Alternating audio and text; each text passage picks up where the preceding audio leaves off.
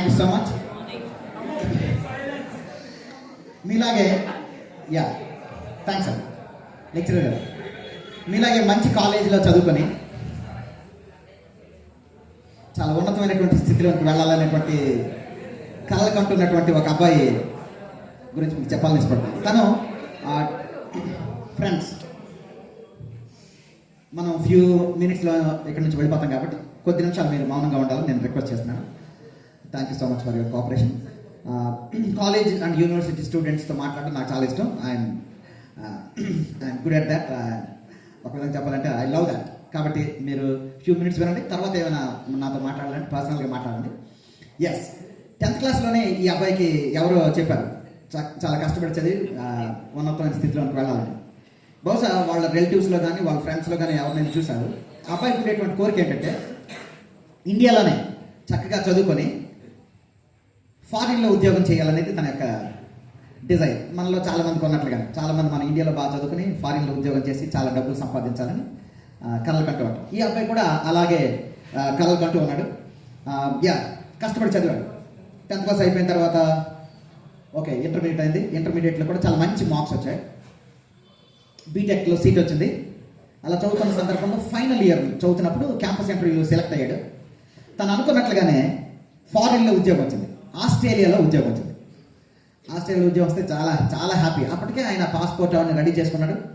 తర్వాత వీసా అన్ని ఏర్పాట్లన్నీ జరుగుతున్నాయి. అయితే అబ్బాయిలో ఉండే ప్రత్యేకత ఏంటంటే మనలో చాలామందికి ఉన్నట్లుగానే అబ్బాయికి ఒక అలవాటు ఉంది.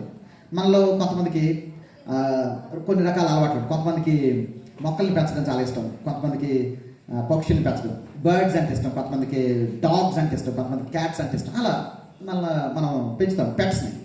ఈ అబ్బాయికి వైట్ అండ్ బ్రౌన్ కలర్లో ఉండేటువంటి అద్భుతమైనటువంటి క్యాట్ తనకి ఫ్రెండ్ అనమాట. తను పెంచుకుంటున్నాడు. తను బీటెక్ చదివినా తనతో ఆడుకొని అప్పుడప్పుడు వాళ్ళిద్దరూ కలిసి భోజనం చేయడం, పడుకోవడం అన్నీ కూడా చాలా క్లోజెస్ట్ ఫ్రెండ్ అన్నమాట. ఎయిర్లైన్స్ రూల్స్ ప్రకారం పెట్స్ని మనం క్యారీ చేయకూడదు. యూఆర్ రైట్, పెట్స్ని క్యారీ చేయకూడదు. కాబట్టి ఏం చేస్తాడు, క్లోజెస్ట్ ఫ్రెండ్ని పిలిచాడు. పిలిచి ఇప్పుడు మన స్కిట్లో కొంతమంది ఫ్రెండ్స్ని పిలిచాడు కదా, అలా పిలిచి చెప్పాడు, వరే దీన్ని చాలా జాగ్రత్తగా చూసుకోవాలి, ప్రాణంలా చూసుకోవాలి. అలాగే తప్పకుండా దీనికి ఏమైనా అయిందనుకో, దీనికంటే క్యాట్కి ఏమైనా అయిందనుకో నీకు లెఫ్ట్ అండ్ రైట్ ఉంటుంది. ఫ్రెండ్ కాబట్టి చాలా క్లోజ్గా మాట్లాడాడు. వాడేమన్నా తప్పకుండా నా ప్రాణాలు చూసుకుంటాను, డోంట్ వరీ, నువ్వు చాలా సంతోషంగా ఆస్ట్రేలియా వెళ్ళాను.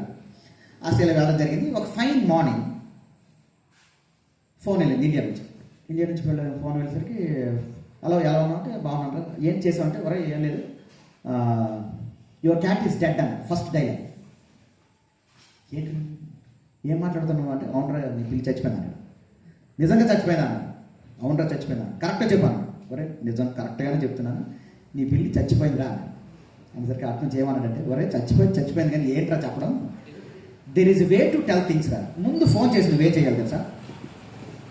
ఫోన్ చేసి ఒరే మీ పిల్లి మీ ఇంటి మిద్ది మీదకి ఎక్కి నెమ్మదిగా తలవాల్చింది అని నువ్వు ఫోన్ కట్ చేయాలి.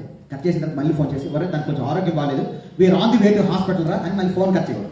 చేసిన తర్వాత మళ్ళీ ఫోన్ చేసి ఒరే రిపోర్ట్ల కోసం వెయిట్ చేస్తున్నాం, ఐసీలో ఉంది, ఇవన్నీ రావాలి, ఐసీలో ఉంది, రిపోర్ట్ల కోసం వెయిట్ చేస్తున్నాం, we're waiting for the final conclusion of the doctors అని ఫోన్ కట్ చేసి మళ్ళీ ఫోన్ చేసి very sorry your cat is positive అని అలా చెప్పాలరా సిస్టమేటిక్. అవునా అలాగే వెళ్ళారా అన్నారు. చెప్పిందంతా చాలా గుర్తుంది, చాలా గుర్తు పెట్టుకోండి. ఓకే, మరి కొన్ని రోజుల తర్వాత ఇండియా నుంచి ఫోన్ వెళ్ళింది. వెళ్ళేసరికి హలో అంటే హలో వరే ఎలా ఉన్నా బాగానే ఉన్నా, కానీ మీ అమ్మగారు మీ ఇంటి మిద్ది మీదకి ఎక్కి నెమ్మదిగా తలవాల్చారు. Thank you. నెంబర్ 1 మీరు నవ్వాలని చెప్పాను నేను. Very good, thank you so much. నవ్వినా నవ్వకపోయినా ఆలోచించాలని చెప్పాను. Friends, whether we like it or not, we have to face reality in our lifes. వాస్తవాన్ని, నిజాన్ని మనం ఎదుర్కోవాలి. వాస్తవం చేదుగా ఉంటుంది కొన్నిసార్లు, అయినా సరే we cannot escape from the reality. మానవ జీవితాన్ని మనం చూస్తుంటే మనకి ఇష్టం ఉన్నా ఇష్టం లేకపోయినా కొన్ని వాస్తవాల్ని మనం ఎదుర్కోవాలి. దిస్ ఈవినింగ్, క్రిస్మస్ ఈవినింగ్ టైంలో మానవ జీవితంలో మనకు ఉండేటువంటి కొన్ని వాస్తవాల గురించి మీతో చెప్పాలని నేను ఇష్టపడుతున్నాను. Life is actually reality. మనకి ఇష్టం ఉన్నా లేకపోయినా జీవితం అనేది ఒక వాస్తవం. అయితే జీవితాన్ని మనం ముందుకు కొనసాగిస్తున్నప్పుడు మనం గమనించాల్సినటువంటి ఒక వాస్తవం ఏంటంటే, మన వయసుతో సంబంధం లేకుండా, మన విద్యతో సంబంధం లేకుండా, మన బ్యాక్గ్రౌండ్తో సంబంధం లేకుండా, మన తెలివితేటలతో సంబంధం లేకుండా, మనం అందరూ కూడా, హోల్ హ్యూమానిటీ, మానవులందరూ కూడా సమస్యల గుండా వెళ్తున్నారు. We're going through different kinds of problems. అది నిజం, అది వాస్తవం. మనకి ఇష్టం ఉన్నా ఇష్టం లేకపోయినా అది మనం నమ్మాలి. మన వయసు అసలు ఎవరైనా మనం అనుకుంటే ఉద్యోగం వస్తే చాలా బాగుంటుందని, చదువు అయిపోతే చాలా బాగుంటుందని, మేడలు కట్టిస్తే బాగుంటుంది. ఏం చేసినా సరే అందరికీ సమస్యలు ఉన్నాయండి. సమస్య లేని వాళ్ళు ఎవరు లేరు. నాకు ఏ సమస్య లేదు అంటే నెంబర్ 1, వాళ్ళు మనుషులు కాదు. ఒకళ్ళు మనుషులైనా సరే మంచి మెంటల్ హాస్పిటల్కి వెళ్ళాలి. ఎందుకంటే ఆరోగ్యంగా ఉండే ప్రతి ఒక్కరికి సమస్యలు ఉంటాయి. ఆరోగ్యంగా ఉండే ప్రతి ఒక్కరికి ఏ లెవెల్లో ఉండాల్సినటువంటి సమస్యలు ఆ లెవెల్లో ఉంటాయి. అయితే ప్రపంచంలో ఉన్నటువంటి సమస్యలన్నింటినీ కూడా ప్రపంచ మేధావులు, ఇంటెలిజెన్షియా ఆఫ్ ది వరల్డ్ ఏం చేశారంటే కేటగరైజ్ చేసి 3 రకాలుగా విభజించారు. మీకుంటే ఏ సమస్య అయినా సరే ఈ మూడింట్లో ఏదో ఒక కేటగిరీకి సంబంధించింది. నెంబర్ 1 ఏంటంటే uncertain future, fear about the future. భవిష్యత్తును గుర్చినటువంటి భయం. భవిష్యత్తును గుర్చిన భయం. ప్రస్తుతం చదువుతున్న బాగానే ఉంది. భవిష్యత్తులో మా సంగతి ఏంటి? ఉద్యోగం ఏంటి? ప్రైవేట్ సెక్టరా, గవర్నమెంట్ సెక్టరా, శాలరీ ఎంత వస్తుంది, ఎలాంటి అమ్మాయి ఎలాంటి అబ్బాయి లైఫ్ పార్ట్నర్గా వస్తుంది, ఏంటి జీవితం అంటే ఇలా అని స్టూడెంట్స్ ఆలోచిస్తూ ఉంటారు. రానున్న టైంలో భవిష్యత్తును గురించిన భయంలో ఇంకోటి ఏంటంటే ఎగ్జామ్స్. ఇప్పుడు చదువుతున్న బాగానే ఉన్న ఎగ్జామ్ సంగతి ఏంటి? ఈ విధంగా మీరు అనొచ్చు, మాకు అలాంటివి ఏమి లేవు. ఈవెన్ చాలా దర్జాగా కనిపిస్తున్నటువంటి పొలిటికల్ లీడర్స్ని కూడా మనం ఆలోచిస్తే ప్రస్తుతం మా పార్టీ అధికారంలో ఉంది. ఓకే, కమింగ్ ఎలక్షన్స్లో మా పార్టీ సంగతి ఏంటి అని వాళ్ళు కూడా భవిష్యత్తును గురించినటువంటి ఆలోచన ఉన్నట్లుగా మనం చూస్తాం. Fear about the future, fear about the future, uncertain future. మీరు అనొచ్చు, సార్ మీరు గుంటూరు నుంచి ఏం మాట్లాడుతున్నారంటే అలాంటివి మాకు లేవు అని మీరు జోవియల్గా అనొచ్చు. కానీ మానవులకు ఉండే భవిష్యత్తును గురించినటువంటి భయాల్లో అన్నిటికంటే చాలా ప్రధానమైనటువంటి భయం ఒకటి ఏంటంటే ఫియర్ అబౌట్ ద డెత్, మరణాన్ని గురించినటువంటి భయం. Whether we like it or not, we have to accept it. Death is a reality. మరణం అనేది ఒక వాస్తవం. తప్పకుండా దాన్ని మనం ఎదుర్కోవాల్సినటువంటి అవసరత ఉంది. ఐ డోంట్ కేర్ డెత్ అని సినిమాలో డైలాగ్ వేయచ్చు హీరో. కానీ 4 రోజులు బాగోలేకపోతే డాక్టర్ దగ్గరికి వెళ్ళాలి, వారం రోజులు బాగోలేకపోతే స్పెషలిస్ట్ డాక్టర్ దగ్గరికి వెళ్ళాలి, ఇంకా తగ్గకపోతే ఇంకా ఫారిన్ అవసరమైతే ఫారిన్ అయినా వెళ్ళి తగ్గించుకోవాలని ఇష్టపడతారు. ఎందుకంటే we don't want to face death. Death is a reality, no doubt. కానీ మరణం అంటే మనకి చాలా తప్పదు. మనం we have to face it. చావు అంటే నాకు భయం లేదని డైలాగ్ వరకు మనం వేయచ్చు, కానీ నిజంగా అయితే మనకు చాలా కష్టం. వారం రోజులు మనకి జ్వరం వస్తే అర్థం ఉంది. కాబట్టి ఒకవేళ ఇలా అనుకోండి, చావు అంటే నాకు నిజంగానే భయం లేదు, ఐ డోంట్ కేర్ డెత్ అని రియల్ లైఫ్లో అన్నాడంటే నెంబర్ 1 వాళ్ళు మనుషులు కాదు. ఒకళ్ళు మనుషులైనా సరే ఆరోగ్యంగా లేరు నాకు. ఎస్, ఆరోగ్యంగా ఉండే ప్రతి ఒక్కరికి మరణం అంటే భయం ఉంటుంది. కాబట్టి మనకు భయం ఉందంటే ఎస్ వీఆర్ హెల్దీ అని అర్థం, నో డౌట్. రెండవ సమస్య ఏంటంటే uncontrollable present, burden of the present. ప్రస్తుతానికి కూర్చున్నటువంటి భారం. కష్టపడి మార్కులు వచ్చాయి, లేదా డొనేషన్లు కట్టాం, లేకపోతే రికమెండేషన్ మీద మనం సీట్ సంపాదించాం. ఏ బ్రాంచ్లో ఏ గ్రూప్లో కావాలో ఆ గ్రూప్లో వచ్చింది. గ్రూప్లో వచ్చినంత వరకు ఒక బాధ, వచ్చిన తర్వాత ఇంకో బాధ ఏంటంటే ఏంటో చదవడం అనమాట. సీట్ వచ్చినంత వరకు వస్తుందా రాదా మనం అనుకున్నటువంటి గ్రూప్లో అని అనుకుంటాం. ఆ గ్రూప్లో వచ్చిన తర్వాత, ఆ బ్రాంచ్లో మనకు సీట్ వచ్చిన తర్వాత ఈ ఏంట్రా బాబు, ఈ రాత్రి బాబు ఏంటి చాలా కష్టంగా ఉంది, I'm unable to manage it. Students are unable to enjoy their studies. చదవడం వాళ్ళకి చాలా కష్టం అయిపోతుంది. చాలా చాలా విపరీతంగా చాలా స్ట్రెస్ గుండా వెళ్తున్నారు, డిప్రెషన్ గుండా వెళ్తున్నారు, లోన్లీనెస్ గుండా వెళ్తున్నారు. వాళ్ళు they are unable to enjoy their present life. Jokes వేస్తారు, అవతల వాళ్ళు నవ్విస్తారు, కానీ ఒక్కరే ఉన్నప్పుడు ఎక్కడో తెలియని వెళితే వారి జీవితంలో ఉన్నట్లుగా మనం చూస్తాం. అన్కంట్రోలబుల్ ప్రెజెంట్, ప్రస్తుతానికి కూర్చున్నటువంటి భారం. అది స్టూడెంట్స్. ఉద్యోగం చేసే వాళ్ళు కూడా మీరు అనుకుంటారంటే జాబ్ వస్తే చాలా బాగుంటుందని. ఒక లెక్చరర్ ఈ విధంగా బాధపడుతున్నాడు, ఏంటంటే నా జీవితం ఎప్పుడు కూడా కప్పల్ని బొద్దింకల్లో పోయడమేనా, ఏ లెక్చరర్స్ కోసం మాట్లాడుతున్నాను మీకు తెలుసు. Yes, we're unable to enjoy our life. ఉద్యోగం వచ్చినంత వరకు ఎంత కష్టమైనా చేస్తామంటారు. ఉద్యోగం వచ్చిన తర్వాత చీచి ఏంటండి రాత్రి పగలు, ఇంకా మా ఫ్యామిలీ ఎవరు లేరా, ఎప్పుడు ఈ ఉద్యోగమేనా అని ఈ విధంగా ఉద్యోగస్తులు కూడా బాధపడుతున్నట్లుగా మనం చూస్తాం. Uncontrollable present. ఈ రెండు మనకు లేకపోవచ్చు. భవిష్యత్తును కూర్చిన భయం, ప్రస్తుతాన్ని కూర్చున్నటువంటి భారం. మూడోది చాలా ప్రధానమైనది ఏంటంటే uncomfortable past, regrets of the past. గతాన్ని కూర్చున్నటువంటి అపరాధ భావం. ఏదో తెలుసో తెలియకో ఏదో పనికిరాని పని చేసాం, ఎవరికి తెలియకుండా చేసాం అనుకున్నాం, క్లోజెస్ట్ ఫ్రెండ్కి కూడా తెలియకుండా చేసాం అనుకున్నాం, వాడికి తెలిసింది, రేపు ఎల్లుండి మమ్మీ డాడీకి తెలుస్తుంది. ఇప్పుడు మన సంగతి రాముడు మంచి బాలుడు అన్నట్లుగా అమ్మ నాన్నగారు పెరిగాం. మా అమ్మాయి చాలా మంచిది అనే అమ్మ నాన్నకు చాలా మంచి అభిప్రాయం ఉంది. కానీ అలాంటి అమ్మ నాన్నకి ఒక్కసారి మనం చేసినటువంటి పనికిరాని పని, ఈ ఆకతాయి పని, చేయకూడని పని తెలిసిందనుకోండి, సంగతి ఏంటి, అబ్బో ఇంటికి వెళ్ళకూడదు బాబు, హాస్టల్లో ఉంటే ఇంకా సెలవులు వచ్చినా సరే నో ఎక్స్ట్రా క్లాసులు ఉన్నాయని లేకపోతే ఏదో ఒకటి చెప్పి ఇంటికి వెళ్ళకుండా అలా పోస్ట్ పోన్ చేస్తూ ఉంటాం. ఎందుకంటే ముఖం చూపించాలంటే మనకు భయం, వాళ్ళు ఫేస్ చేయాలంటే. అన్కంఫర్టబుల్ పాస్ట్, గతానికి వచ్చినటువంటి అపరాధ భావం. మనం ఏమనుకుంటామంటే అయ్యో మళ్ళీ అవకాశం వస్తే ఇదే తప్పు చేయడానికి, ఇదే పనికిరాని పని చేయడానికి గ్యారెంటీగా నేను చేయను అనుకుంటా. ఆల్రెడీ నువ్వు చేసేసావు, ఇంకా నీ చేతిలో ఏం లేదు. Already you have done it. You cannot erase the past. గతాన్ని నువ్వు తుడి చేయలేవు. కాబట్టి అపరాధ భావన కూడా అయ్యో ఏంటి ఇలా చేసాను, చేయకుండా ఉండాల్సిందే. ఇలా చేయడం వల్ల, చేయకూడని పనులు చేయడం వల్ల రకరకాల ఆలోచనలు, సూసైడ్ థాట్స్, లోన్లీనెస్, డిప్రెషన్, అయ్యో ఎందుకు ఈ జీవితం, చీచి నన్ను చూస్తే నాకే అసహ్యం వేస్తుంది అనేటువంటి ఫీలింగ్స్ స్టూడెంట్స్ కలుగుతున్నట్లుగా మనం చూస్తాం. ఇవి మన సమస్యలు. తెలుగులో ఒక సామెత ఉంది, శతకోటి సమస్యలకు అనంతకోటి పరిష్కారాలు. రకరకాల సమస్యలు మనకు ఉన్నాయి, కానీ ఈ సమస్యల్లోంచి బయటకు రావడానికి ఎన్నో ప్రయత్నాలు మనం చేస్తున్నాం. ఆ ప్రయత్నాల్లో మొట్టమొదటి ప్రయత్నం ఏంటంటే material prosperity. Money makes many things. డబ్బు ఉంటే ఏమైనా చేయొచ్చు అనుకున్నాం. కానీ money makes many things but not all things అనే విషయం మనకు తెలుసు. ఎస్, డబ్బు మానవ జీవితానికి పరిష్కారం ఇవ్వగలదో లేదో అనే విషయాన్ని మీరు చెప్పాలని ఇష్టపడుతున్నాను. ఫ్రెండ్స్, మీ అందరికి తెలుసా, నేను యాక్చువల్లీ మీ అందరికీ నేను మీలాగే చదువుకున్నాను, కానీ మీ అందరికంటే సూపర్ సీనియర్. నేను 1990 నా 10th క్లాస్ బ్యాచ్. మీలో కొంతమంది అప్పుడు పుట్టలేదని నాకు తెలుసు. 1990 అంటే ఒక విధంగా చెప్పాలంటే సరదాగా నా అనుభవం అంత లేదు మీ వయసు, రైట్? అయితే నేను చదువుతున్నటువంటి దినాల్లో చాలా సినిమాలు చాలా బాగా చూసేవాడిని. నాకు ఇష్టమైనటువంటి హీరోస్ చాలా మంది ఉన్నారు. One of the favourite heroines is Sridevi గారు. మీలో చాలా మంది తెలిసి ఉంటుందని నేను అనుకుంటున్నాను. శ్రీదేవి ప్రస్తుతం లేరు, ఆయన చనిపోయారు.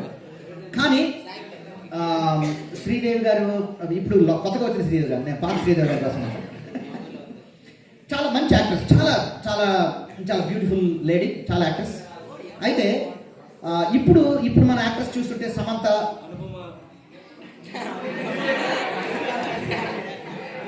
మీరు నేను చెప్పే పేర్లు మీకు తెలిసే లేదో ఆలోచించండి. సమంత, ఇలియానా, అనుష్క, తమన్నా, వీళ్ళ పేర్లు తెలుస్తారా? నేను వినండి. అయితే వెరీ గుడ్. మీరు నెమ్మదిగా ఉంటే నేను చెప్పిన విషయాలు మీకు అర్థం.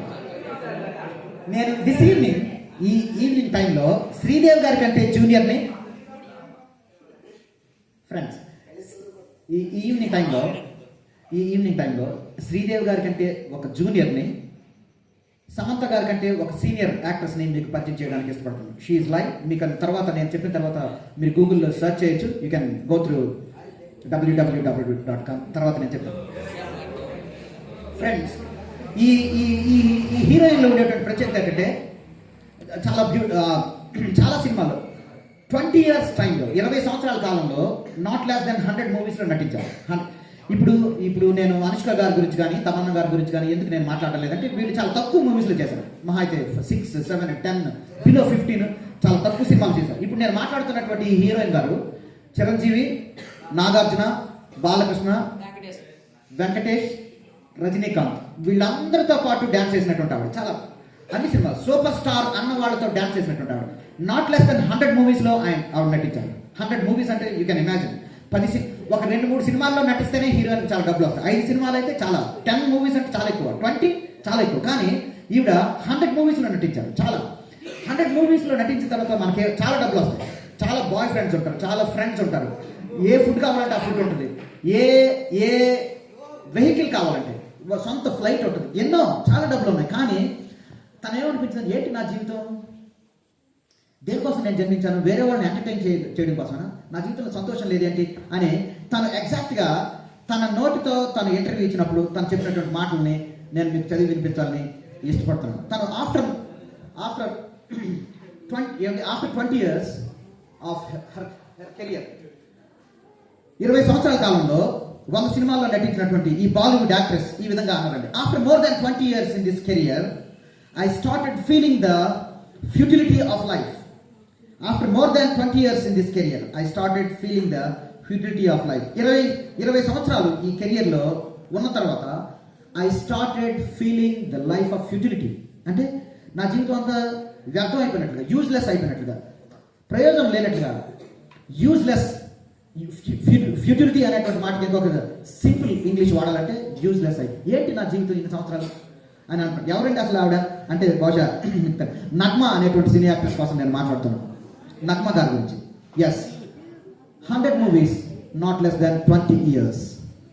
చాలా చాలా డబ్బులు ఆవిడ సంపాదించారు. నా జీవితం చాలా వెలితిగా ఉన్నట్లుగా ఆవిడ అన్నారు. డబ్బు మానవ జీవితానికి పరిష్కారాన్ని ఇవ్వలేకపోయినట్లుగా మనం చూస్తాం. మెటీరియల్ ప్రాస్పెరిటీ ఎప్పుడైతే ఇది ఫెయిల్ అయిందో డబ్బు, తర్వాత మూమెంటరీ ప్లెజర్స్ అంటే క్షణిక ఉండేటువంటి ఆనందం. 20 minutes serial, 2.5 hours movie, mummy daddy చూడకుండా అలా షికారు చేయడం, ఇవన్నీ కూడా క్షణిక ఉండేటువంటి ఆనందాల కోసం మనం ప్రయత్నం చేస్తున్నాం. ఎందుకంటే మన సమస్యలోంచి బయటకు రావడానికి మనం చేసే ప్రయత్నాల్లో డబ్బు ప్రయత్నించాము, డబ్బు మనకు పరిష్కరించలేకపోయింది. తర్వాత క్షణిక ఉండేటువంటి ఆనందాలు. అందరికీ ఎవర్ గ్రీన్ సబ్జెక్ట్ అవడం ఉంది. అందరూ ఇష్టపడేటువంటి సబ్జెక్ట్, ముఖ్యంగా స్టూడెంట్స్ అందరూ ఇష్టపడే సబ్జెక్ట్, వాళ్ళందరికీ ఇష్టం ఏంటంటే ఆ సబ్జెక్ట్ ఏంటంటే LOVE, లవ్, ప్రేమ అనేటువంటి. ప్రేమ అనేదాన్ని మన వాళ్ళు అసలు ఇట్స్ ఎ గుడ్ కాన్సెప్ట్, చాలా మంచి కాన్సెప్ట్.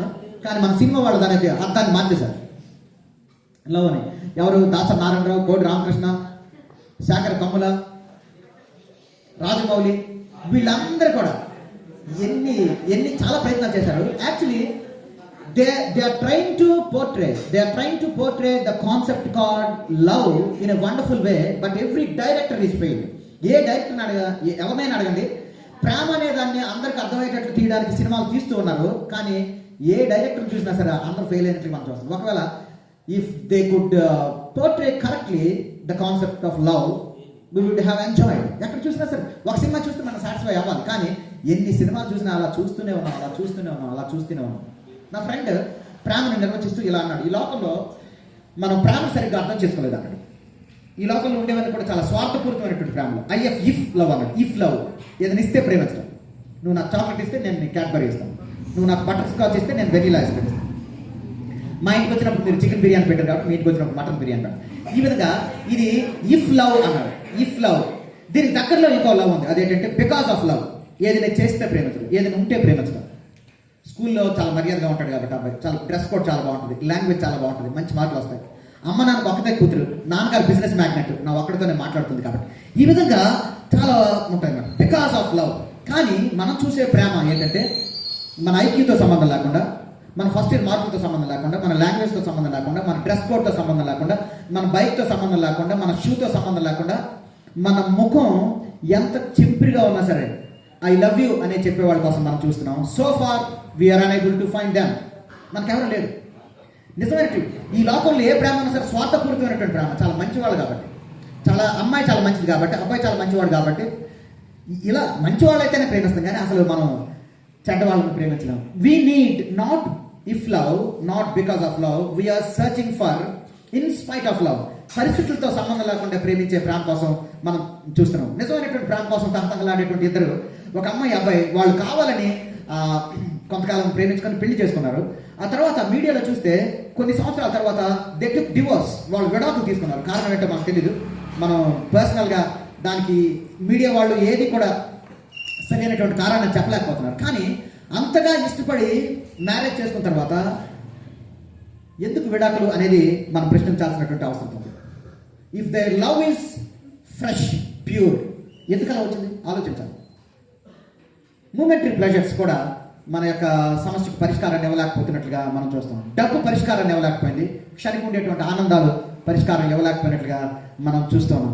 ఈ రెండు ఫెయిల్ అయిన తర్వాత మనం నెక్స్ట్ ఇండియాలో ఏం చేస్తామంటే మెకానికల్ రిలీజన్ అంటే యాంత్రికపరమైనటువంటి మతం. ఒక క్రిస్మస్ ఈవినింగ్ టైంలో ఇలాంటి క్రిస్మస్ సెలబ్రేషన్ జరుగుతుంటే చిన్న స్కిట్ వేశారు, మనలాంటి వాళ్ళు వేశారు. స్కిట్లో అది చిన్న డ్రామా అన్నమాట. స్కిట్ అంటే అందులో దేవుడు, మనుషులు అందరూ ఉంటారు. ఇలా ప్రార్థన చేస్తున్నాడు ఒక అబ్బాయి, ప్రేమ కలిగిన తండ్రి, బాబు ఏం కావాలని దేవుడు ప్రత్యక్షం. అందరికీ ఏం లేదంటే చిన్నప్పటి నుంచి నాకు అలవాటు అండి, అందుకే చేస్తున్నాను. మళ్ళీ స్టార్ట్ చేశాడు, పరలోకమందున్న మా తండ్రి అంటే బాబు ఏం కావాలి? ఏం లేదండి, అమ్మ నాన్న నేర్పించారు కాబట్టి చిన్నప్పటి నుంచి అలవాటు కాబట్టి మనం వెళ్తాం. అమ్మా నాన్న రమ్మన్నారు కాబట్టి చర్చికి వెళ్ళడం, అమ్మా నాన్న రమ్మన్నారు కాబట్టి దేవాలయానికి వెళ్ళడం, నాన్నగారు రమ్మన్నారు కాబట్టి మసీద్కి వెళ్ళడం, ఇలా కానీ ఒరిజినల్గా మనకి వచ్చింది కాదు. అంటే మెకానికల్ రిలీజన్, యాంత్రిక పరమైనటువంటి మతం మనసులోంచి వచ్చింది కాదు, అలా సాంప్రదాయాల్లోంచి వచ్చింది, యాంత్రిక పరంగా వచ్చింది. మతం కూడా మన సమస్యలు పరిష్కరించలేకపోయింది. ఒకవేళ మతం మానవ జీవితానికి పరిష్కారాన్ని ఇస్తే సమస్యలు ఉన్నవాడు భారతదేశంలో ఎవరు ఉండకూడదు. ఎందుకంటే మిగతా దేశాలతో పోల్చుకుంటే ఎక్కువ మతాలు ఉన్నటువంటి ఏకైక దేశం మన భారతదేశం, ఎక్కువ మతాలు ఉన్నటువంటి దేశం. కానీ ఎక్కువ మతాలు ఉన్నటువంటి మన దేశంలోనే సమస్యలు ఎక్కువగా ఉన్నట్లుగా మనం చూస్తున్నాం. Material prosperity could not solve our problem. డబ్బు పరిష్కరించలేకపోయింది, క్షణికి ఉండేటువంటి ఆనందాలు పరిష్కరించలేకపోయి, మతం కూడా పరిష్కరించలేకపోయింది. ఈవెన్ క్రిస్టియానిటీ ఆల్సో, క్రైస్తవ మతం కూడా పరిష్కరించలేకపోయింది. అందుకే ఒక పెద్ద ఆయన ఇలా అన్నాడు, it's not the religion that can solve your problem, it is relation with God అన్నాడు. మతం కాదు నీకు నిజమైనటువంటి పరిష్కారం ఇచ్చేది, మతానికి అతీతుడైనటువంటి దేవుడితో నీకు సంబంధం ఉండాలి, it is relation with God అన్నాడు. నేను ఎంతవరకు చెప్పిన విషయాలు మీకు చాలా ఇష్టంగా ఉండొచ్చు, కానీ దేవుడు అనే కాన్సెప్ట్ తీసుకుని వచ్చినప్పుడు కొంతమందికి మీకు ఇష్టం లేకపోవచ్చు, కానీ శ్రద్ధగా వినండి. Whether we like it or not, we have to think of this wonderful concept called GOD, God గురించి తప్పకుండా మనం ఆలోచించాలి. స్లమ్ డాగ్ మిలియనేర్ అనేటువంటి సినిమాలో విలన్ చచ్చిపోతూ గాడ్ ఈజ్ గ్రేట్ అని చచ్చిపోతాడు. గాడ్ ఈజ్ గ్రేట్ అదేంటి? సక్సెస్ మీద సక్సెస్ సాధించినప్పుడు గాడ్ ఈజ్ గ్రేట్ అనొచ్చు, మేడ మీద మేడ కట్టినప్పుడు సక్సెస్ మీద సక్సెస్ వచ్చినప్పుడు, చనిపోతున్నట్టు సందర్భంలో మనకు జీవం వచ్చినప్పుడు గాడ్ ఈజ్ గ్రేట్ అనొచ్చు. పరిస్థితులన్నీ దుర్భరంగా ఉన్నప్పుడు, పరిస్థితులు చక్కగా ఉంటే గాడ్ ఈజ్ గ్రేట్ అనొచ్చు, కానీ చచ్చిపోతున్నప్పుడు గాడ్ ఈజ్ గ్రేట్ అనేది ఎస్. సినిమా రక్తి కట్టించాలంటే, సినిమా సక్సెస్ కావాలంటే గాడ్ అనేటువంటి కాన్సెప్ట్ని మన వాళ్ళు వాడుతున్నట్లుగా మనం చూస్తాం. గాడ్ అనేటువంటి కాన్సెప్ట్ని వాడుతున్నాను. గుకేష్ గురించి మాట్లాడుతూ గుకేష్ వాళ్ళ అమ్మగారు మాట్లాడుతున్నారు, what a gift of God is my son. ఎంత అద్భుతమైన దేవుడు నాకు ఎంత అద్భుతమైనటువంటి గిఫ్ట్ ఇచ్చాడు అని గుకేష్ వాళ్ళ అమ్మగారు మాట్లాడుతున్నారు. అసలు దేవుడే లేకపోతే దేవుడి నుంచి గిఫ్ట్ ఎలా వచ్చింది, ఆలోచించండి. ఏఆర్ రెహమాన్ మనందరికి తెలుసు, చాలా ఆయన మ్యూజిక్ అంటే ఇష్టపడిన వాళ్ళు ఎవరు లేరు. ఏఆర్ రెహమాన్ గురించి తను రీసెంట్గా తన గురించి సోషల్ మీడియాలో వచ్చినటువంటి విషయాన్ని మీకు చదివి వినిపించాలని ఇష్టపడుతున్నాడు. A R Rahman is one of the great musical director. చాలా ఆయన అంటే ఇష్టపడిన వాళ్ళు ఎవరు ఉండరు, ముఖ్యంగా విద్యార్థులు. సైరా భాను అనేటువంటి వ్యక్తిని తను వివాహం చేసుకున్న తర్వాత రీసెంట్గా వాళ్ళు డివోర్స్ తీసుకున్న తర్వాత కారణం ఏంటో తెలియదు. వాళ్ళ పిల్లలు ఏమన్నారంటే, మా మమ్మీ డాడీని మీరు విసిగించొద్దు, అనవసరంగా వాళ్ళని విసిగించొద్దు అని చెప్పి వాళ్ళ పిల్లలు రిక్వెస్ట్ చేశారు. అయితే ఏఆర్ రెహమాన్ చేసినటువంటి స్టేట్మెంట్ మీకు చదివి వినిపించాలని ఇష్టపడుతున్నాను. Rahman statement read, we had hoped to reach the grand 30, but all things, it seems, carry an unseen end. We had hoped to reach the grand 30. అద్భుతమైనటువంటి గ్రాండ్ 30లోకి మేము వెళ్ళాలనుకుంటున్నాం 30 సంవత్సరాల్లోకి, కానీ 29 ఇయర్స్కే వాళ్ళ జీవితం ముగిసింది. But all things it seems carry on unseen end. అంతవరకు నాకు no problem. అక్కడ ఇంకో డైలాగ్ వాడాడు, even the throne of God might tremble at the weight of the broken hearts అన్నాడు. Even the throne of God might tremble at the weight of broken hearts. బద్దలైపోయినటువంటి గుండెల దగ్గర, హృదయాల దగ్గర, పగిలిపోయిన గుండెల యొక్క బరువు దగ్గర దేవుని సింహాసనం కూడా షేక్ అవుతుంది, ట్రెంబుల్ అవుతుంది. ఇప్పుడు నా ప్రశ్న ఏంటంటే, అసలు దేవుడే లేకపోతే దేవుని సింహాసనం ఎక్కడ వచ్చింది? If God is not there, where does this throne of God come from? That is my question. Throne of God అనే మాట రెహమాన్ వాడాడు. అసలు దేవుడు లేకపోతే దేవుని సింహాసనం ఎక్కడి నుంచి వస్తుంది? థ్రోన్ ఆఫ్ గాడ్ ఎక్కడి నుంచి వస్తుంది? కాబట్టి మనుషులు ఆలోచిస్తున్నారు దేవుడి గురించి, మనుషులు తప్పకుండా ఆలోచిస్తున్నారు దేవుడి గురించి. సినిమా వాళ్ళు ఆలోచిస్తున్నారు, మ్యూజికల్ డైరెక్టర్ ఆలోచిస్తున్నాడు. అంత మాత్రమే కాదండి, విరాట్ కోహ్లీ సెంచరీ చేసినప్పుడు పైన ఎందుకు చూస్తాడు? మీరు ఆయన ఇంటికి వెళ్ళిన తర్వాత చూడండి, వీలుంటే సెంచరీ చేసిన వెంటనే ఎన్నిసార్లు సెంచరీ చేసినా అలా పైకి ఒకసారి చూస్తాడు. సచిన్ టెండూల్కర్ కూడా అలా చేసేవాడు. విరాట్ కోహ్లీ చూడడానికి కారణం ఏంటి? విరాట్ కోహ్లీ చూడడానికి అక్కడ అనుష్క గారు ఏమైనా ఉన్నారా? నో. ఎస్. కాబట్టి ఒక విషయం ఎవరికి నచ్చింది వాళ్ళు మనం చెప్తాం. కానీ when we think of Kohli, I understood like this, God you are there, because of you I could score 100 runs today. కొన్ని నెలల క్రితం ఈనాడులో విరాట్ కోహ్లీ చేసిన స్టేట్మెంట్ వచ్చింది, అది చాలా నాకు నచ్చింది. ఏంటన్నా తెలుసా, చాలా ఇన్ని సంవత్సరాలు భారతదేశం తరఫున క్రికెట్ ఆడడానికి నాకు అవకాశం వచ్చింది, ఇది దేవుడు ఇచ్చిన అవకాశం అన్నది. ఇన్ని సంవత్సరాలు నేను భారతదేశం తరఫున క్రికెట్ ఆడడానికి అవకాశం వచ్చింది, ఇది దేవుడు ఇచ్చినటువంటి అవకాశం. నా ప్రశ్న ఏంటంటే, విరాట్ కోహ్లీ ఏమన్నానంటే, నేను చక్కగా ఎక్సర్సైజ్ చేస్తాను, మంచి ఎగ్స్ తింటాను, మిల్క్ తాగుతాను, మంచి ప్రోటీన్ ఫుడ్ తీసుకుంటాను, చక్కగా ఎక్సర్సైజ్ చేస్తాను, చాలా డిసిప్లిన్గా ఉంటాను, చాలా ఎక్కువ టైం ప్రాక్టీస్ చేస్తాను, అందుకే నేను ఇండియా తరఫున ఆడుతున్నాను అనాలి. కానీ కోహ్లీ అన్న మాట్లాడంటే because of God's grace I have been playing for India అన్నాడు. అంటే దేవుడి కోసం వాళ్ళు ఆలోచిస్తున్నట్లుగా మనం చూస్తాం, దేవుడి గురించి ఆలోచిస్తున్నాం. కరోనా వచ్చింది మనకి. కరోనా వచ్చిన తర్వాత అప్పుడు అసలు రూపం బయటపడింది. డాక్టర్లు అందరూ రకరకాల ప్రయత్నాలు చేశారు. ప్రయత్నాలు చేసిన తర్వాత చాలామంది డాక్టర్లే చచ్చిపోయారు, చాలామంది మనుషులు చచ్చిపోయారు, లక్షల్లో చచ్చిపోయారు. అప్పుడు డాక్టర్లు ఏమన్నారు తెలుసా? చేతులు ఇచ్చారు, మాకేం తెలియదండి, మేమేం చేయలేం, మాకున్న మందులు మేము వేస్తాం, మీకు నచ్చిన దేవుడు మీరు ప్రార్థన చేసుకున్నాను, చేతులు ఎత్తేసారు. కరోనా రావడానికి ముందు నేను ఈ స్టేట్మెంట్ చదివాను, చాలా క్లినిక్స్ ముందు చాలా డాక్టర్లు చాలా ఫేవరెట్ స్టేట్మెంట్ ఇది, మీరు కూడా చూసే ఉంటారు. ఏంటంటే తెలుసా? We treat. క్లినిక్స్ ముందు, హాస్పిటల్ ముందు ఈ స్టేట్మెంట్ రాసి ఉంటుంది. We treat, WE, we treat, he cures, capital H refers to God. We treat, he cures. మేము చికిత్స చేస్తాం, మేము ట్రీట్మెంట్ ఇస్తాం, మేము మందులు ఇస్తాం, మేము ఇంజెక్షన్స్, టాబ్లెట్స్, టానిక్స్ ఇస్తాం, కానీ ఆరోగ్యం ఇచ్చేది దేవుడే. Yes, even doctors believe. Cine యాక్టర్లు నమ్ముతున్నారు, క్రికెటర్స్ నమ్ముతున్నారు, రెహమాన్ ఓకే ఆలోచించాడు, అంతేందుకు డాక్టర్లు కూడా నమ్ముతున్నారు. Friends, whether we like it or not, we have to think of this wonderful concept called God, GOD. దేవుడి గురించి తప్పకుండా మనం ఆలోచించాలి. నా ప్రశ్న ఏంటంటే, దేవుడు ఉన్నాడండి, నో ప్రాబ్లం, కానీ దేవుడు కేవలం క్రైస్తవులకే దేవుడైతే, కేవలం క్రైస్తవులకే దేవుడైతే ఊహించుకోండి, క్రైస్తవులు అందరికీ ఒక దేవుడు అండి, హైందవులు అందరికీ ఒక దేవుడు, ముస్లింలు అందరికీ ఒక దేవుడు, అమ్మాయిలకు ఒక దేవుడు, అబ్బాయిలకు ఒక దేవుడు, చదువుకున్న వాళ్ళకి ఒక దేవుడు, చదువులేని వాళ్ళకి ఒక దేవుడు, బొబ్బిలి వాళ్ళకి ఒక దేవుడు, పార్వతపురం వాళ్ళకి ఒక దేవుడు. ఇలా ప్రాంతాన్ని బట్టి, మతాన్ని బట్టి, కులాన్ని బట్టి మారిపోతూ ఉంటే we cannot call him as God. దేవుడు కేవలం క్రైస్తవులకే దేవుడు అయితే శ్రీనివాస్ అనే పేరు పెట్టుకున్నటువంటి నాకు అది వర్తించదు. ప్రాంతాన్ని బట్టి, మతాన్ని బట్టి, కులాన్ని బట్టి దేవుడు మారిపోతూ ఉంటే we cannot call him as God. కానీ we can call him as a wonderful political leader. ఒక అద్భుతమైనటువంటి పొలిటికల్ లీడర్గా మనం పిలవచ్చు. God should not be a political leader. If at all God is there, God must be universal and unique. అందరికీ సంబంధించిన వాడేవాడు. ప్రాంతాన్ని బట్టి, మతాన్ని బట్టి, కులాన్ని బట్టి మారిపోకూడదు. మన క్యాస్ట్తో సంబంధం లేకుండా, మన కేటగిరీతో సంబంధం లేకుండా, మన కాలనీతో సంబంధం లేకుండా, మన కంట్రీతో సంబంధం లేకుండా, మన కాంటినెంట్తో సంబంధం లేకుండా అందరికీ సంబంధించిన వాడై ఉండాలి. నీ పేరు శ్రీనివాస్ అయినా, నీ పేరు సైమన్ అయినా, నీ పేరు సయ్యద్ అయినా, నీ పేరు మేరీ అయినా, ముంతాజ్ అయినా, మహాలక్ష్మి అయినా, నువ్వెవరైనా సరే అందరికీ సంబంధించిన వాడే ఉండాలి. If at all God is there, God must be universal and unique. ఆయన దేవుడు అంటూ ఉంటే ఆయన అందరికీ సంబంధించిన వాడై ఉండాలి. నెంబర్ 1, అందరికీ సంబంధించిన వాడే ఉండాలి. ఆయనకి ప్రేమ ఉండాలి, LOVE, లవ్ ఉండాలి.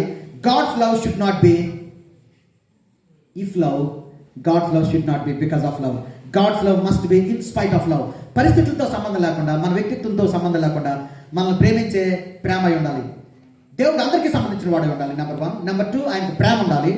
ఆయన ప్రేమ స్వార్థపూరితమైనటువంటి ప్రేమ అయి ఉండకూడదు. ఆయన ప్రేమ కేవలం క్రైస్తవులకి అయిపోకూడదు, కేవలం మంచి వాళ్ళకే, చాలా చదువుకున్న వాళ్ళకే, తెలివైన వాళ్ళకు మాత్రమే అందుబాటులో ఉండకూడదు, మానవులందరికీ అందుబాటులో ఉండాలి. అయితే ఆయన ప్రేమిస్తున్నాడు అని మనకు అర్థం అవడం కోసం దేవుడు తన ప్రేమను కమ్యూనికేట్ చేయడానికి మనకు అర్థమయ్యే విధానంలో చేయాలి. If God wants to communicate his love, he has to communicate it in a way that human beings can easily understand. మానవులు అర్థం చేసుకునే భాషలో మాట్లాడాలి. ఎలా అర్థం అవుతుంది? పైన దేవుడు హలో ఐ లవ్ యూ అంటే మనకేం అర్థం కాదు. ఇప్పుడు తెలుగు నాకు వచ్చు, ఇంగ్లీష్ మీడియం కొంచెం చదువుకుంటాం, హిందీ మాతృభాష కాబట్టి కొంచెం నేర్చుకుంటాం. ఆప్క నామ్ క్యా హై చర్చ వచ్చు మనకి, చదవడం రాయడం ఓకే. ఇక్కడ ఎవరికైనా తమిళం వచ్చా? నాకు రాదు. ఫ్రెంచ్ రాదు, జాపనీస్ రాదు. హ్యూమన్ లాంగ్వేజ్లోనే వేరే లాంగ్వేజ్ మనకు రాదు. కాబట్టి దేవుడు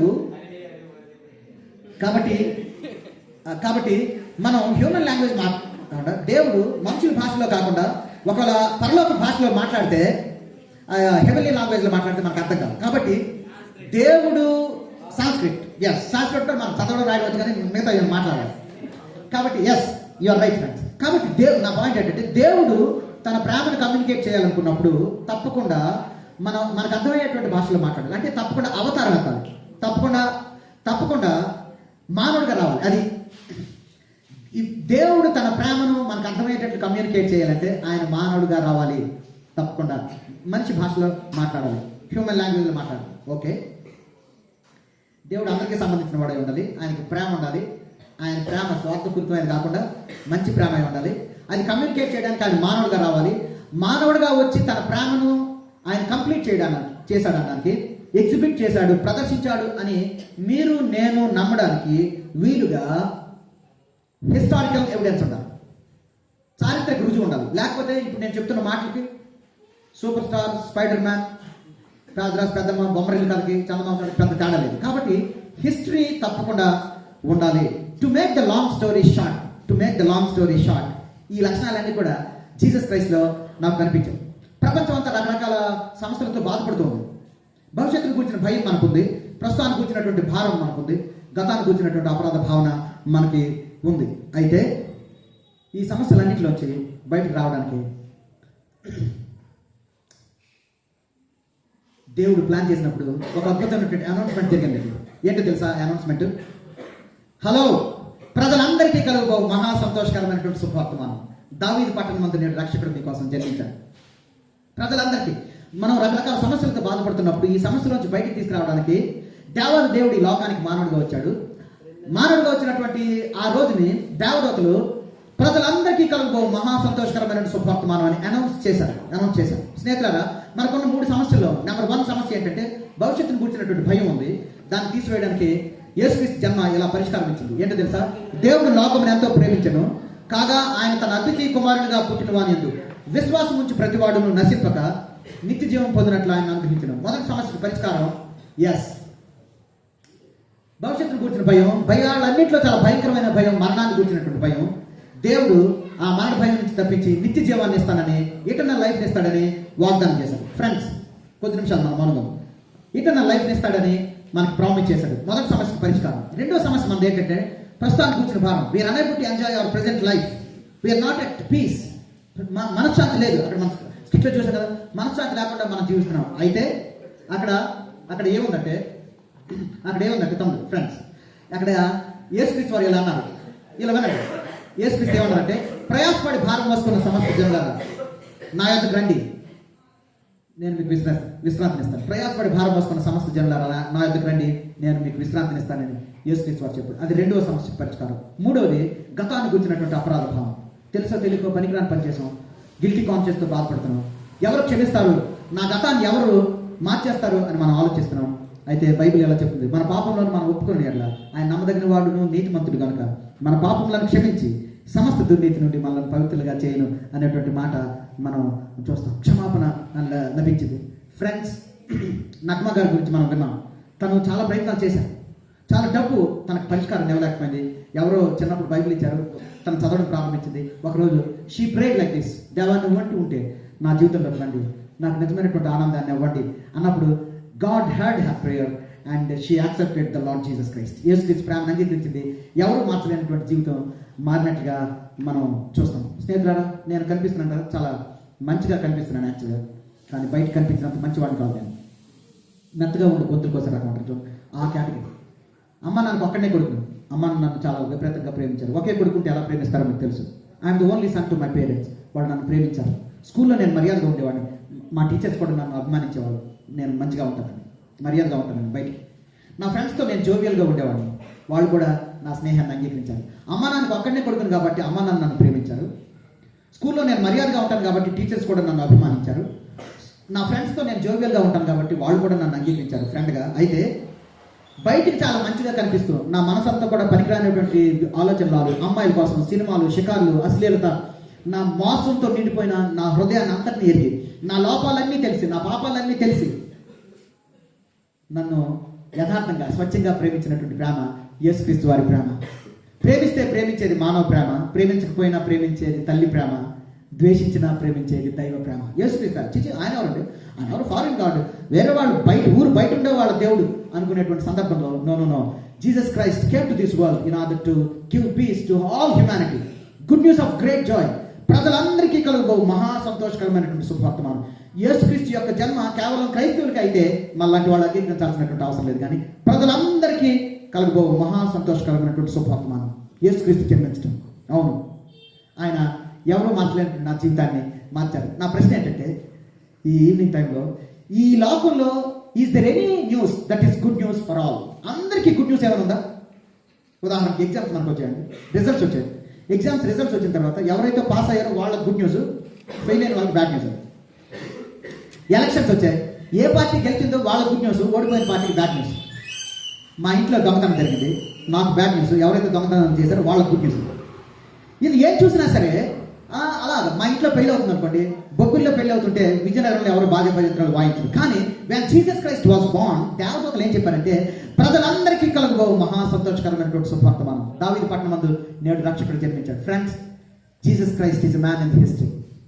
స్నేహితులారా, మన సమస్య నుంచి బయటకు తీసుకురావడం కోసం, అర్థవంతమైనటువంటి జీవితాన్ని ఇవ్వడం కోసం, నిజమైన క్రిస్మస్ ఆనందాన్ని మనకి ఇవ్వడం కోసం ఆయన చనిపోయాడు. మనం చెడ్డవాళ్ళమని తెలిసి, పాపం చేసామని తెలిసి, యేసుక్రీస్తు ప్రేమ నన్ను ఎందుకు ఆలోచన చేసిందంటే, నాలో ఉండే లోపాలన్నీ తెలిసి, నాలో ఉండే పాపాలన్నీ తెలిసి నన్ను ప్రేమించిన ప్రేమ. అసలు ఎందుకు నాకు శాంతి లేదు, ఎందుకు మానవ జీవితానికి పరిష్కారం లేదంటే మనం పాపం చేసాం.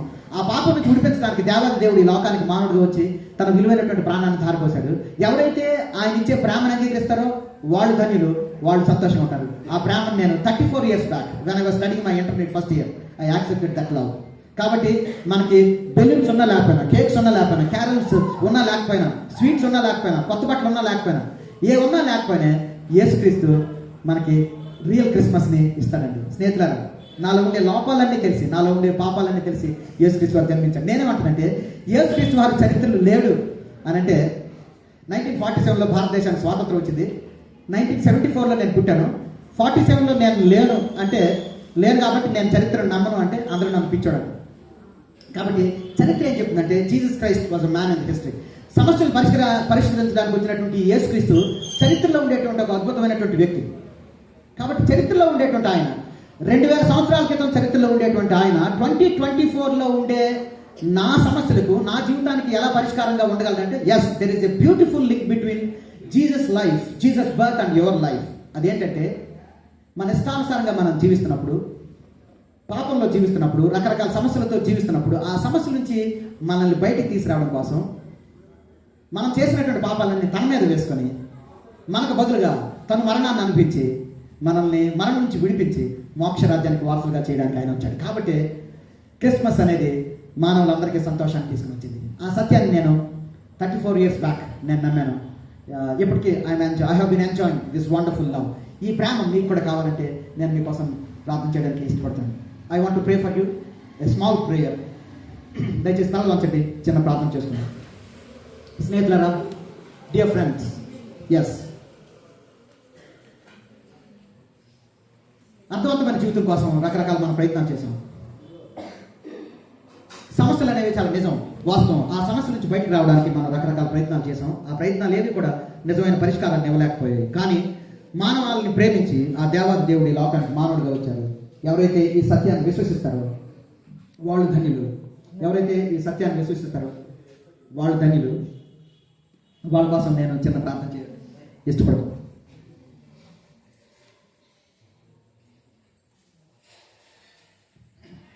ఎస్, స్నేహితులారా, Jesus Christ is Born for all people. ఆయన కేవలం క్రైస్తవులకే జన్మించినట్లయితే శ్రీనివాస్ అనే పేరు పెట్టుకున్న నాలాంటి వాళ్ళు ఆలోచించాల్సిన అవసరం లేదు. ఎస్ ఫ్రెండ్, రకరకాల సమస్యలతో బాధపడుతున్న నిన్ను బయటకు తీసుకురావడానికి యేసుక్రీస్తు చాలా ఆలోచించారు, ప్లాన్ చేశారు. ఆ ప్లాన్లో భాగంగా తన ప్రాణాన్ని పెట్టాడు. యేసుక్రీస్తు ప్రేమ ప్రాణం పెట్టిన ప్రేమ. ఎస్, నిస్వార్థమైన ప్రేమ. In spite of love. God's love is not if love. God's love is not because of love. God's love is in spite of love. ఆ ఇన్ స్పైట్ ఆఫ్ లవ్ మీకు కావాలంటే, రియల్ క్రిస్మస్ జాయ్ మీకు కావాలంటే మీకోసం నేను చిన్న ప్రార్థన చేస్తాను.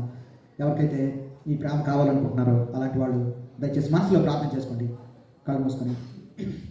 మీకోసం నేను ప్రార్థన చేయడానికి వీలుగా, నేను మీకోసం ప్రార్థన చేయడానికి వీలుగా, ఇఫ్ యు ఆర్ విల్లింగ్, మీ రైట్ హ్యాండ్ ఒకసారి ఎత్తి నాకు చూపించండి. ఎత్తి దించండి, చాలు. Thank you. కళ్ళు మూసుకోండి, కళ్ళు అటు ఇటు చూడద్దు. జస్ట్ నేను అర్థవంతంగా ప్రార్థన చేయడానికి వీలుగా జస్ట్ మీ కుడి చేయి ఒకసారి ఎత్తి దించండి, చాలు. నేను మీకోసం ప్రార్థన. Thank you so much. దించండి. Thank you. ఎస్, దేవుడు చూస్తున్నాడు మీ హృదయాల్ని, మీ హస్తాలని. చేయి దించండి అమ్మా. నేను కూడా చూస్తున్నాను మీకోసం అర్థవంతంగా ప్రార్థన చేయడానికి. చాలా థ్యాంక్స్. చాలా మంది రెస్పాండ్ అయ్యారు. ఇంకెవరైనా ఉన్నారా? జస్ట్ పుట్టు మీ రైట్ హ్యాండ్ ఒకసారి పైకెత్తి దించండి, చాలు. నేను మీకోసం ప్రార్థన చేస్తాను. థ్యాంక్స్ అమ్మా. దేవుడు మీ నిర్ణయాన్ని గౌరవిస్తున్నాడు. నేను మీకోసం చిన్న ప్రార్థన చేస్తాను. మనసులో మీరు కూడా ఒక 5 seconds ప్రార్థన చేసుకోండి. 5 seconds మౌనంగా నేను ఉంటాను.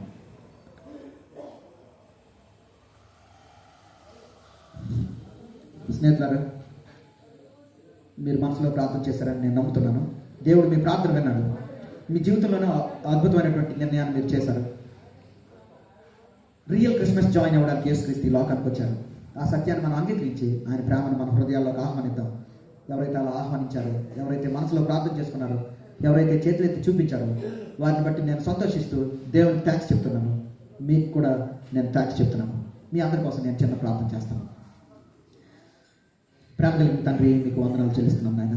మమ్మల్ని ఎంతగానో మీరు ప్రేమించి ఈవినింగ్ టైంలో రియల్ క్రిస్మస్ జాయ్ గురించి ఆలోచించడానికి మీరు సహాయం చేశారు. నిజమైన మనశ్శాంతి లేనప్పుడు, నిజమైన మనశ్శాంతి లేకుండా మేము జీవిస్తున్నప్పుడు నిజమైనటువంటి శాంతిని, సమాధానాన్ని, నిజమైన ప్రేమను మాకు ఇవ్వడానికి, అర్థవంతమైనటువంటి జీవితాన్ని మాకు ఇవ్వడానికి, మోక్షాన్ని, స్వర్గాన్ని మాకు ప్రసాదించడానికి దేవుడైన మీరు ఈ లోకానికి మానవుడిగా వచ్చి మీ విలువైన ప్రాణాన్ని ధారపోసినందుకే మీకు వందనాలు.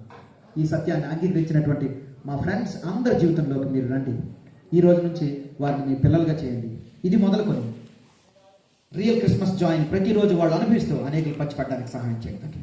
ఈ ఈవినింగ్ టైంలో ఈ విధంగా ఈ మంచి మాటలు వినడానికి మీరు సహాయం చేసినందుకు వందనాలు చెల్లిస్తూ, మనసులో మా ప్రియులు చేసినటువంటి ప్రార్థన వినమని, ఎవరైతే చేతులెత్తి వాళ్ళ యొక్క ఇష్టాన్ని తెలియజేశారో వాళ్ళ జీవితాల్లో మీరు రమ్మని, ఈ రోజు నుంచి వారి దేవుడిగా ఉండి వారిని నడిపించమని మా ప్రార్థన విన్నందుకు సంతోషిస్తూ మీకు వందనాలు చెల్లిస్తూ, సమస్త మానవాళి క్షేమం కోసం ప్రాణం పెట్టి తిరిగి లేచిన యేసుక్రీస్తు వారి దివ్యమైన నామంలో ప్రార్థించి వేడుకుంటున్నాను తండ్రి. Amen. Amen. Thank you so much. What time.